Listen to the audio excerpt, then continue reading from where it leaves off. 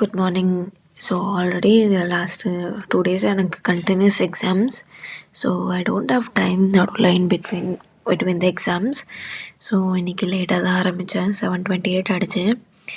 இன்றைக்கி quick revision கடகடான already பார்த்த concepts எல்லாம் கடகடான ரிவிஷன் பண்ணிவிட்டு எனக்கு படிக்க படிக்க மறந்து போகிற மாதிரியே ஃபீலாக இருந்துச்சு. ஸோ ரிப்பீட்டடாக ரிவிஷன் பண்ணிகிட்டே இருந்தேன்.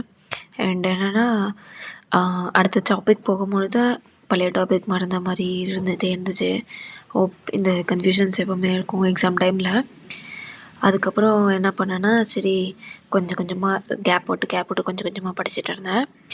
அண்ட் ஒரு பாயிண்ட் ஆஃப் டைமில் ரொம்ப ஃப்ரஸ்ட்ரேட் ஆகிட்டேன். ஸோ ஒரு 1 hour நேப்.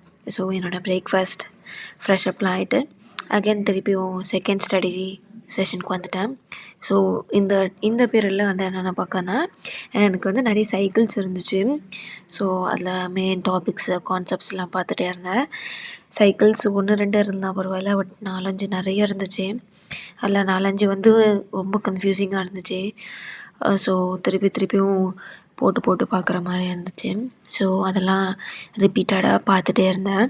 ஏன்னா ஆல்ரெடி நான் எழுதி நிறைய வாட்டி பார்த்துருக்கேன். But I wanted to revise again. அப்புறம் after my lunch I started my third session. So இதில் வந்து என்னுடைய லீஸ்ட்டு பாதட்டு டாபிக்ஸ்லாம் எடுக்க ஆரம்பிச்சிட்டேன். ஸோ இது ஃபுல்லாக முடிக்கிறதுக்கே எனக்கு ஈவினிங் 7:30 ஆகிடுச்சு. அண்ட் அதுக்கப்புறம் முக்கியமான டாபிக்ஸ் உடைய ஃபுல் ரிவிஷன் இதெல்லாம் முடிக்கிறதுக்கே எனக்கு நைட் ஒரு 1 ஆகிடுச்சு. திருப்பியும் நான் மார்னிங் வர படிக்கணும். இதுக்கப்புறம் நிறைய டாபிக்ஸ் இருந்துச்சு. ஸோ அதனால் நான் ஆல்ரெடி 1 ஆகிடுச்சதுனால என்னால் ஸ்லீப் கண்ட்ரோல் பண்ண முடியல. அப்புறம் அடுத்த நாள் மார்னிங் ஆரம்பிச்சிட்டேன் என்னோடய ஸ்டடி செஷனை.